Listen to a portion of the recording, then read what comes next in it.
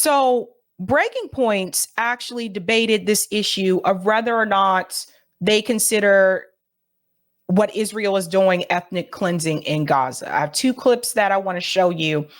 The first one is about the ethnic cleansing issue. The other one is about the protests. And I got to tell you, some of the takes from Saagar are really cringe. I don't know if he's just uninformed or if he is informed, but he feels like he can't side with us on this issue because then he would be siding with the left. I don't know what it is, but there are a couple of things that are said here that I think really do need to be discussed. And at this point in time, like I said before, Benjamin Netanyahu has revealed this idea of a greater Israel multiple times.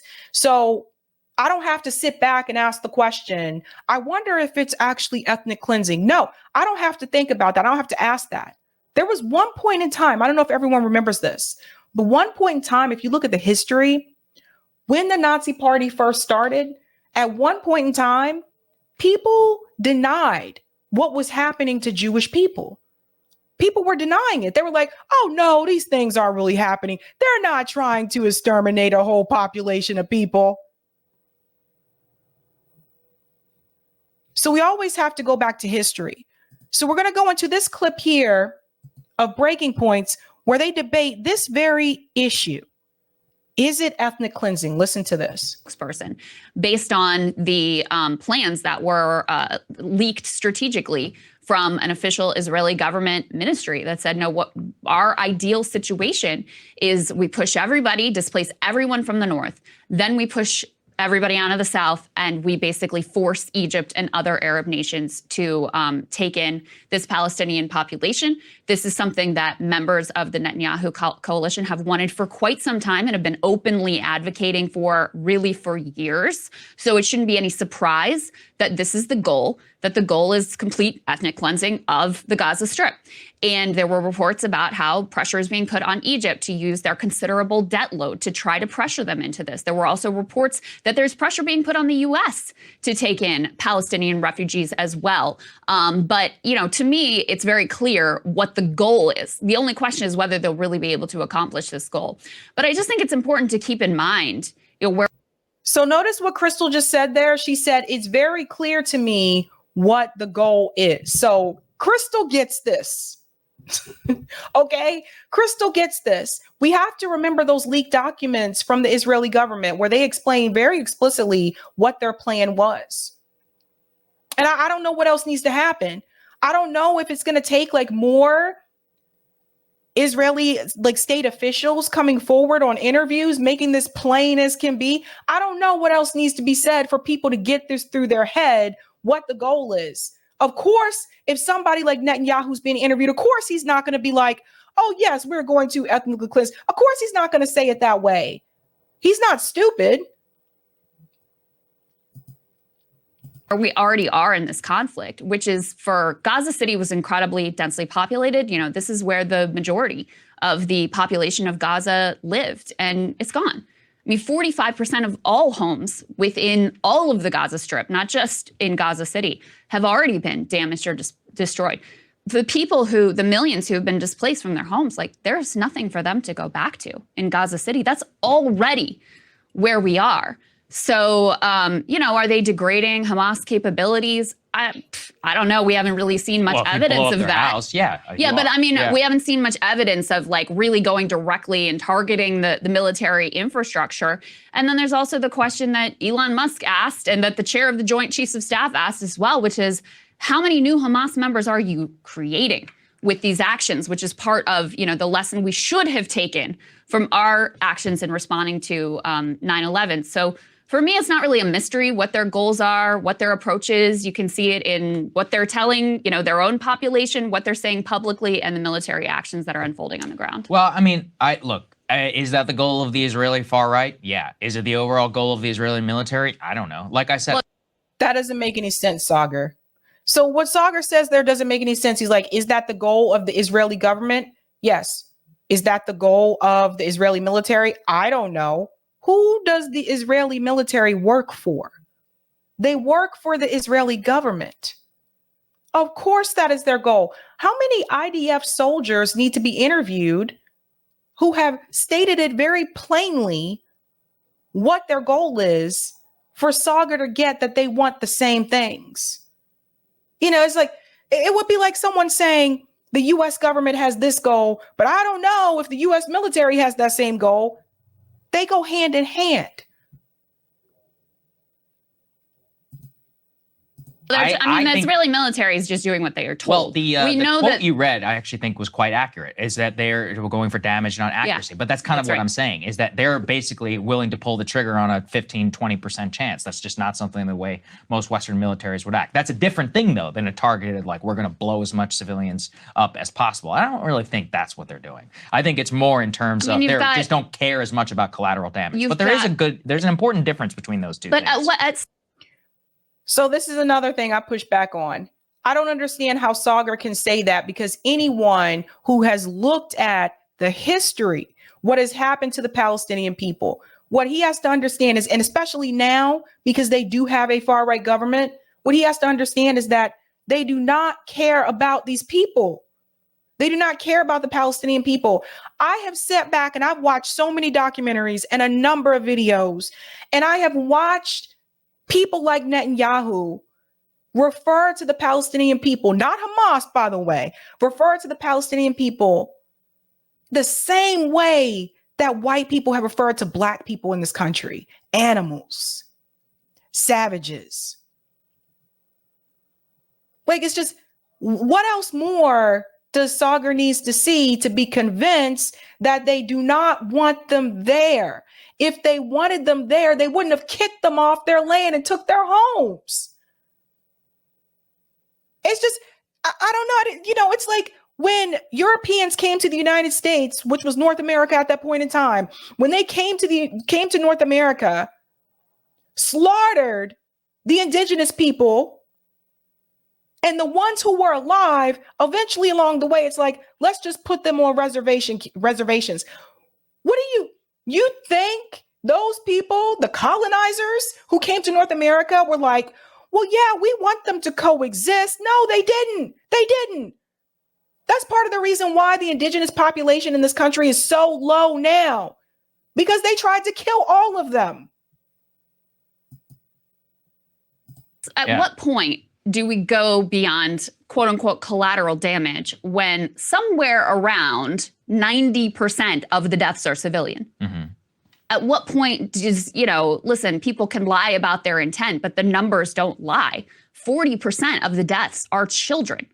So at what point do you say, like, this isn't collateral damage? This is part of the goal of the operation, as evidenced by what has unfolded thus far. Well, that's what I'm saying, though, is that they just don't care about that number, and they would care and point to the one figure. I'm not justifying this. I'm only saying that the intent matters, and what it all looks like, it eventually is. So I don't know that the intent does matter at a certain point when you have this level of civilian death and targeting of civilian infrastructure. The intent matters in terms of whether they're going to, what the goal is and what they're willing to. So let's say that their red line was ethnic cleansing. They're like, this is our full-blown goal. Then that's not what you would do. You would do something different. Now, it can be a secondary goal. It could be one of those things that it would be nice. It would fulfill some political, objective, but that's not the way you would conduct that is what they did in between Azerbaijan and Armenia. That's what an actual full-blown ethnic cleansing was going to look like. First of all, there are different ways to cleanse an area. And I'll give you an example with the United States. When we talk about like gentrification, which is happening in a lot of cities all across this country, it's like the developers that come into low-income neighborhoods and they build these high-rise luxury apartments and condos. It's not like they go to the city and speak to the mayor and say, I want to get rid of all the poor people. It's not like they make that statement. It's, I want to bring this new development to the area, and it's going to bring a lot of money into the neighborhood, which is going to be good for the economy, which is going to be good for the city. But what happens over time? The people that were already there get displaced. Those people are pushed out because when you bring in more expensive apartments and condos, that is going to bring in a certain segment of the population, those that can afford to pay for those condos. Then what happens? Then there's pressure on the landlords to increase the rent for the people who actually grew up in those neighborhoods, because the property taxes increase, everything else is going to increase in that area. This is why some neighborhoods refuse till this day to allow a Whole Foods to come to their neighborhood, because they know what's going to happen.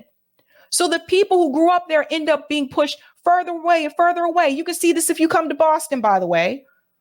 Come to Boston and you'll see it. You think I'm going to the North End. It's the Italian neighborhood. No Italians live there. They all been pushed out. There's Italian restaurants that some of those families that used to live there may still own, but they don't live there anymore. They've been pushed up to the North Shore. Most of them that grew up in the North End.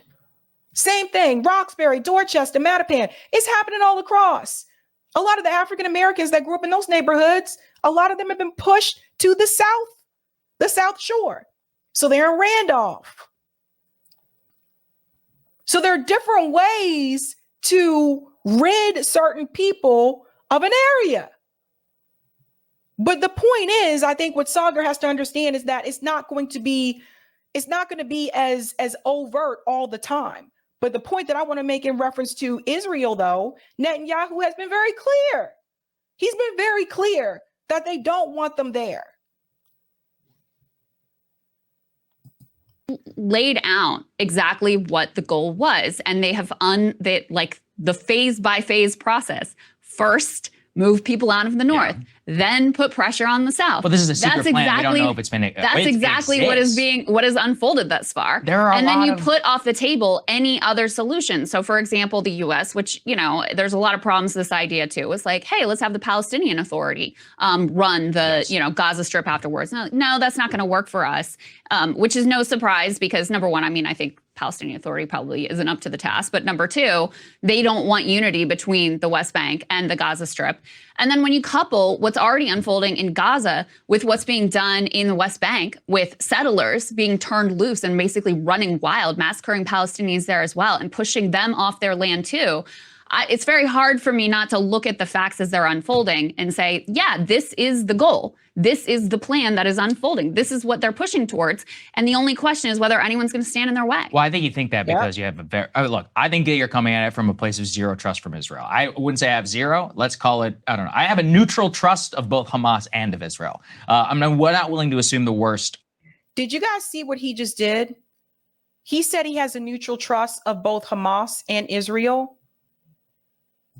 Why didn't he say the Palestinians and the Israelis? See, again, we have to be very careful about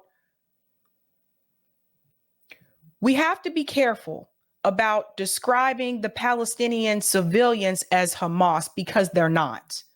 So we can't just sit up here and overstate that for the entire population of Palestinian people. Imagine if somebody did that to us in the United States. Imagine if someone said, oh my God, in the United States, they have white supremacist organizations. Is that all of us? No. So you have to be careful. Notice what he did there, though. And I don't know if that was on purpose or not, but I think this is becoming a habit for some people. When they talk about the Israelis, they say the Israelis. But when they start to talk about the Palestinian people, they say Hamas. Of really anyone except for the Hamas terrorists, but specifically not the PA. So ethnic cleansing or genocide is one where you have an explicit aim of wiping out this entire race or pushing them out of the region. Now, is that existing in a document, which we covered here on the show? Yes, absolutely. Mm-hmm. Is that the official plan? I don't know. There are all kinds of Thank you for this, Adis. Netanyahu in September showed a map for the future in which Palestine did not exist. Exactly. So Saagar is admitting that they covered that leaked document on Breaking Points. He said, yes, this was mentioned in the leaked document. Is that the plan? I don't know. What more do you need? What more do you need for that to convince you that this is the ultimate goal? secret plans inside the Pentagon. There were plans inside the Pentagon to break Iraq into 3 parts. There was actually very serious considered at one point pushed by Vice President Joe Biden. Does that mean it was the actual plan of the U.S. government? Not really. I actually don't think there is a plan. I think there are disparate elements within the Israeli government, some of whom want ethnic cleansing, some of them who have no problem with collateral damage, some of whom are probably much more Western aligned and are ashamed of the way that the entire operation goes. And this is like what the consensus view is. So that seems to me like it's much more like of a cluster rather than any explicit aim. Now, that doesn't justify what all of the deaths are, but it comes to how are we going to, as the United States, the international community, Israel, all of this, what does this all end up look like? I think it probably ends whenever the international community just rug pulls its support. There will be no, final determination on Hamas. There will just be a high death toll. There will be now a huge squabble over internal security, indefinite, and all of that. And I think it's more, in my opinion, it's more terrifying that there isn't a plan, that there isn't a consensus plan. So I don't think that there is a plan. You're right. I don't trust Israel, but actually in this, I'm taking them at their word. When you have security minister, security cabinet member, and minister Avi Dichter of the Likud party, Netanyahu's party, announcing the plan for residents of Gaza is Gaza Nakba 2023. That's how it'll end. When you have Bezalel Smotrich calling for the, quote, voluntary migration of Gaza Arabs to the countries of the world. When you have Netanyahu himself comparing Palestinians to the biblical foe of the Jewish people, Amalek, who they are called to destroy, including women and children.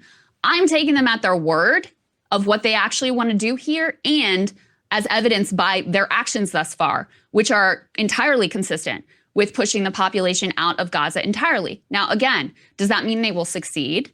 Not necessarily. It depends on whether the U.S. decides that we are going to, accept this quote unquote final solution, and I do use those words very intentionally, of the population in the Gaza Strip, or whether we are going to step in and use the considerable leverage that we have.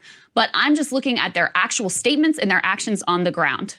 Yeah, I agree, Krystal, but the person that you read is a freaking agricultural. That's like saying Tom Vilsack's opinion on Israel matters. Like, who is He's a member of the security cabinet. Yes, but I mean, technically, Tom Vilsack is a member of the U.S. cabinet. Well, so do you want to take, I can say the president of Israel saying there are no innocent civilians? Yes, that's much more important. You want to take Netanyahu himself, again, comparing them to Amalek, the historical foe of the Jewish people, and calling for them to be completely wiped out, including women, children, and infants. So I agree. I think that the president of Israel, who, by the way, is the head of state, actually has no power, but that's a secondary thing.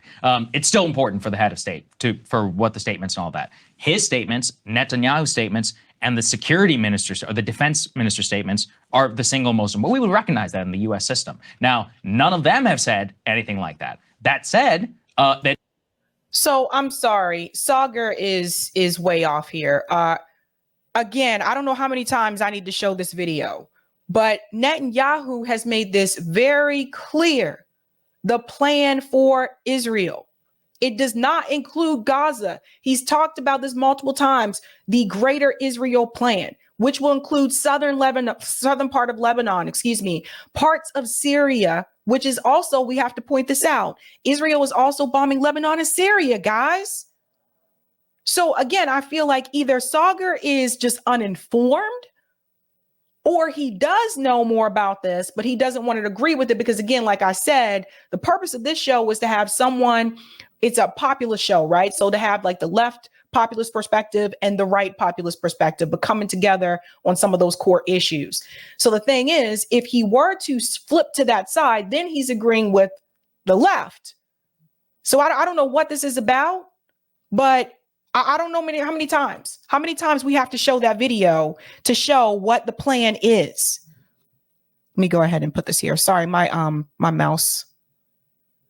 I'm looking at two different mouses. Doesn't mean it's not problematic and that there isn't any real internal policing going on. So I'm just saying, I think we should all be super reluctant to just throw these terms out there. When you can have terrible net effects, but actual intent matters a lot in terms of how things are going to end up. And I think people are probably reading this as like covering for the Israelis. again, the effect matters the most to the families and the people who are dead. Right. That's actually what matters the most. Correct. However, from an international relations and geopolitics perspective, what their intent is and how we can actually shape the situation to our benefit and not what their real aims are, that matters in terms of how we lessen the security implications on us, and also what they want, what their future is. Netanyahu is not going to be there forever. So if that was the explicit aim, is that the official aim of the entire Israeli security cabinet? Is that the aim of what the general consensus is of the Israeli population? I genuinely would say no. And so I think part of the issue is that you have a lot of disparate coalitions inside Israel right now. They had to have most of them don't even know what they want. Even the hostage thing. I mean, hostages really remains like the single uniting thing probably within Israeli society. Well, I would say then it's like, well, what actions are actually being taken to release the hostages? I always find that a bit odd in terms of the discourse, because it's like. I just want to pause here for a second. Did you guys notice that he said what's in our benefit? Like basically what's in the benefit for the US government, right? What's the benefit for the US government? So I have this question. Why are we trying to make this about us? What this situation that is happening in the Middle East, this is between the state of Israel and Gaza. The way that Saagar put it almost seemed as though he's trying to see how the US can benefit. So if that is the case, then that means that once again, we have not fully broken away from this idea of US intervention. Because I've said this before, why should the US government or this country, why should we still have these invested interests in other countries? We need to stop sending arms to Israel. We need to stop sending over $8.3 billion a year to Israel and let these countries govern themselves. So we don't really need to think about the US benefit. Like, what is this? Some things are very incongruent with releasing hostages or not, ceasefire deals, diplomacy, etc. When that falls apart, now what? So I think we're in the worst situation. I think it's very much like Iraq. There were a lot of different people who wanted to invade Iraq for various different reasons: democracy promotion, security, all kinds of other nonsense profits, on cases. And what ended up happening is that because there was no real overall security aim with that, the day after it became a cluster, and we ended up staying there for 20 years. I think very likely that's the same scenario that's going to happen for Israel. But that doesn't necessarily mean that that's the overall intent. That doesn't also mean that it's not horrible to be Palestinian and to live into Gaza right now. So even if you want to say that it's unclear, yes, what the intent is at this point, it's too late. By the time it's already happened and you say like, oh, I guess they really did want to do the ethnic cleansing that they've been telling us all this time that they wanted to do, then it's too late. That's why it's important to look at the words and the actions that are being taken now. And again, Saagar, you already have about 2 million people who are displaced in Gaza. But at least they're alive. Displaced. That's I'm happy they're alive. And 90% roughly civilian casualty toll. You already have Palestinians being aggressively pushed off of their land in the West Bank, aided and abetted by the IDF. So, I think part of this is thinking clearly about what has this government said in the past they want to do. What are the plans that they have, strategically leaked to the public? What are their comments now? And what are the actions that we see? Unless we want to, look back and say, whoops, we aided and abetted an ethnic cleansing, didn't really mean to, thought they intended something different. I guess it's too late now.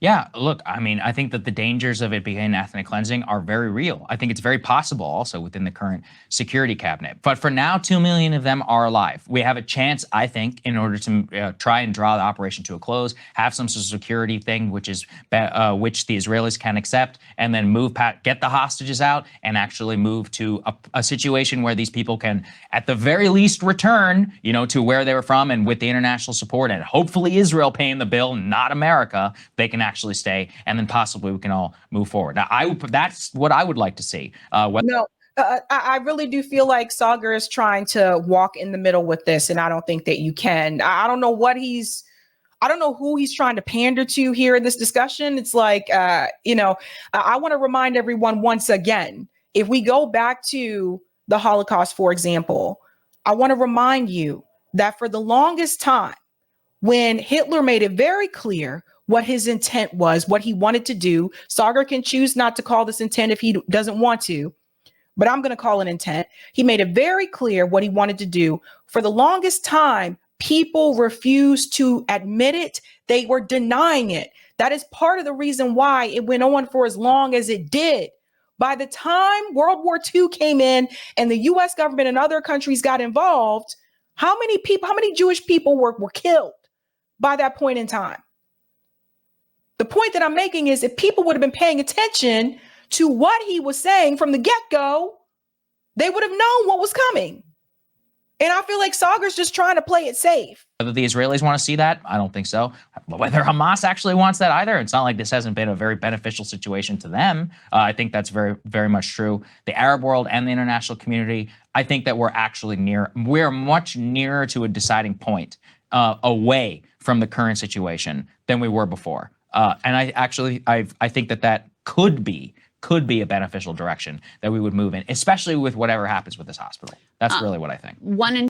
He keeps saying we, though. Notice he keeps saying we because he's still talking about the American government's role in this. 200, at least, residents of Gaza, Palestinians in Gaza, have already been killed. And I don't know if we're still doing like the 9/11 math. No, we need to put a total and complete shutdown on I don't have any math. idea how many 9/11s that equates to, but I just want people to sit and think what that would mean.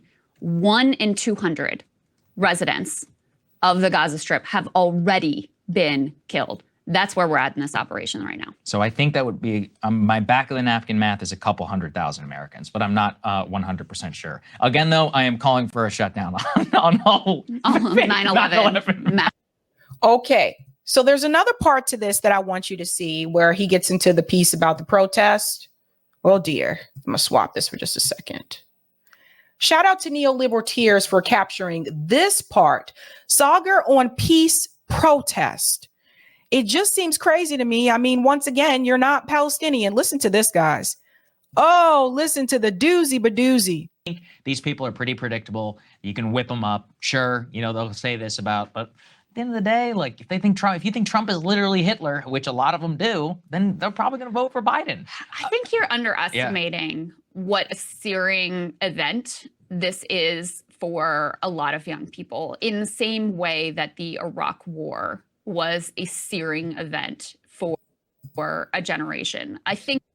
Let me just pause here for a second. There's something that I want to add in reference to the Iraq War. Not even just the Iraq War, the Vietnam War.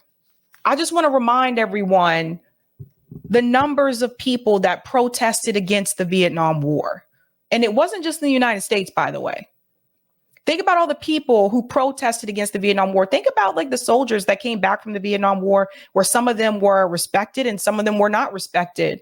Some of them were called baby killers when they came back to the United States. I want you to think about that. So I know some people are saying, well, this is just a generational thing. This is like the Gen Z kids who are out there protesting. I've been to multiple protests in reference to this issue with Israel and Gaza, and I've seen people of all ages.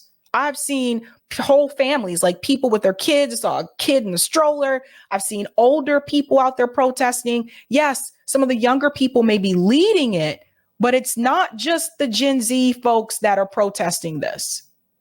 And sorry, this is so small. It's on neoliberals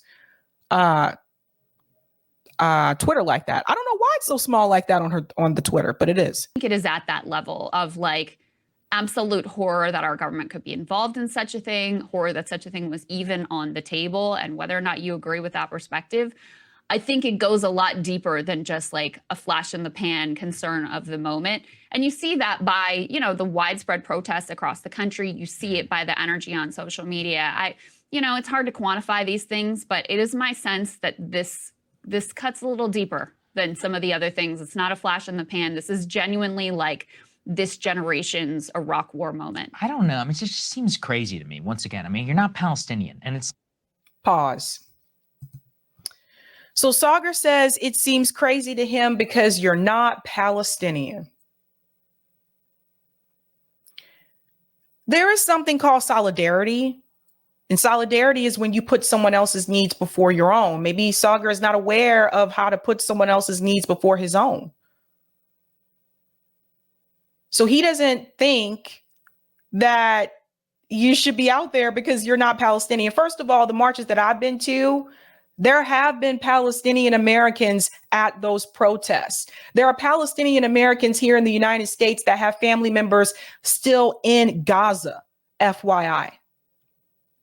2, what would Saagar say to all of the white activists that protested during the civil rights march? What would he have said? And that includes people like Bernie Sanders, by the way, because he also was out there. Think about that. You know, one of the reasons why, one of the things that made the civil rights movement as large as it became is because it wasn't just Black people out there fighting. Apparently, I guess that wouldn't have been okay in his mind. During the George Floyd protests, it wasn't just Black people out there protesting. There were several white comrades. There were Palestinian comrades out there protesting with us.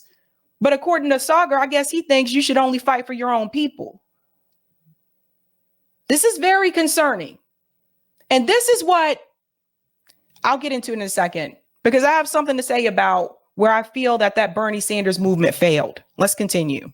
Like, you know, in America, we were involved in the Iraq war. Our soldiers are the one who are dying. Like, the idea to me that you're going to get all that spun up about at the end of the day, which is the conflict which has no effect on you literally whatsoever, just seems kind of nuts to me. But the other thing is that has no effect on you whatsoever. So as I said earlier, there were Palestinian Americans who were at those protests that have family members abroad in Gaza. 2, this goes back to what I've said before about the fact that a lot of people in this country are not willing to actually speak on something or stand up against something unless they are affected directly. That is one of the biggest flaws about the USA, where it is more independent here.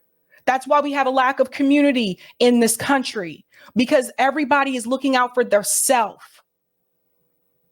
One of the biggest flaws about the United States is the fact that there does seem to be this lack of solidarity, this fact that if something doesn't affect you directly, then you shouldn't care about it. That is selfishness.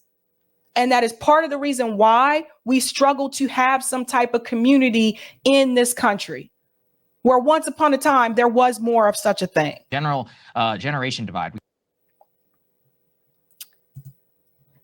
Deeply out of touch, deeply out of touch. And so this piece right here, also from Neoliberteers, just to add on to this as well, where they bring up the issue with the Iraq war again. I want you to hear this part of it. For me, it's like, it can't be Iraq war when it's not your own citizens who are the ones doing the fighting and the dying. But it is then it's a foreign conflict. But it is our taxpayer dollars that are sending the bombs. Sure, but we killed more people in Yemen with our taxpayer dollars to kill Palestinians. Yeah, and that's absolutely true. And that conflict was dramatically undercovered. I mean, something we covered here as well. Yeah. But the horror of these images that are coming out, the understanding that we are, you know, not just enabling, but directly complicit in it, the belligerent stance taken by the Biden White House. I mean, you may not have those feelings. It may not resonate with you, but it's very clear that for a lot of people, the sense that we are participating in an ethnic cleansing and a genocide, it's a pretty searing political moment. And that's right, because it's our money that's aiding it. So I think that the Biden White House assumption that people are just going to move on and they're not going to care about this in a little while and it's no big deal and the poll numbers are bounced back up, I don't see it. Maybe. Again, I mean, it's not my job to convince them to vote for Biden or not. I probably want the otherwise. So my whole thing with it would be, I just don't want to overstate whenever at the end of the day, we're not talking about something which is not directly impactful in the way that Iraq was. Now, tensions may be high now, but as you said, like, are they really going to be there a year from now? It's possible that we could have a ceasefire, you know, some sort of hostage release in the interim. People say all kinds of things. So will they really forget that? The most reliable thing that we've seen so far with Democratic voters is abortion and the Trump boogeyman. Both are going to be on the table. I find it very difficult to believe that they're not going to come out and vote against. Well, I won't be voting for Joe Biden, so there's nothing difficult to think about that. I will not be voting for anyone in the two-party system, regardless if October 7th happened or not. But I want to add to the Bernie Sanders movement because I want to prove a point. One of the things I did critique about Bernie Sanders' campaign is this idea of unity. right? So Bernie Sanders believed that we can all just have this unity and we have these universal programs and that'll bring everybody together. And I'm all for universal programs. But the problem that I had is that it can't stop there. It can't end there. The problem that I had is that when certain segments of the population have other issues that they have to deal with that are not going to be solved by those universal programs, the problem that you run into is that are those other groups going to be in solidarity with the marginalized groups to fight for the things that they need? And I said it back then and I'll say it again. This was a mistake of the Bernie Sanders campaign. And that's why someone like Saagar can sit there and can say, I mean, I just don't get it. These protests, you're not Palestinian. It was a missed moment, I think, from the Bernie movement, not to inform the people and the masses about what it means to stand with another group. And Bernie Sanders knows this from personal experience because Bernie Sanders was a part of the civil rights movement. So that was a mishap. That was a mishap. When people tried to tell this to Bernie Sanders, no, look, we can talk about universal programs and equality, but we can't forget to talk about equity. And that piece was missing.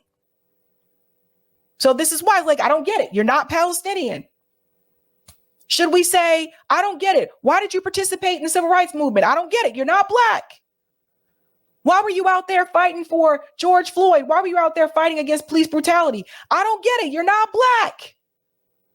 That's the problem with that statement. Now I want to show you the numbers. Since I think Saagar seems to fail to understand, I will show you what the numbers actually look like. We'll look at this ticket here from CM Parker, and I'll show you the casualties from 2008 to 2023. Look at this.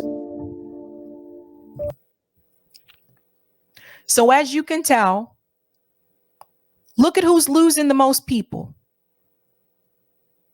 2012,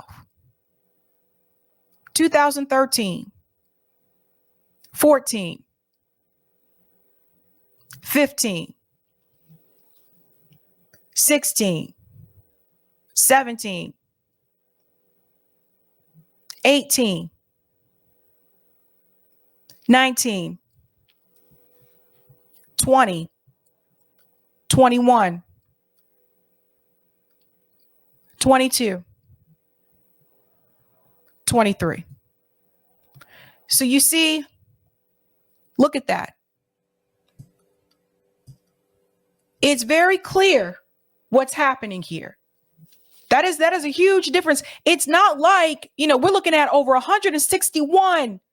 We'll round this up since it's 967 here. So 162,000 people on the Palestinian people, 6,615 Israelis.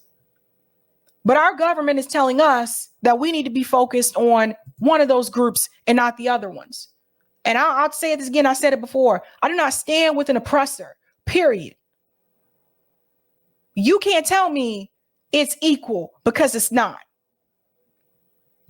Let's go to some of the comments here in the chat. Thank you for the super chat. Stop Ziffing Kids. Oil is on the north side of Gaza. It's about money. LPA Film says Saagar is part of that institute. Forgot the name, and they are very pro-Israel.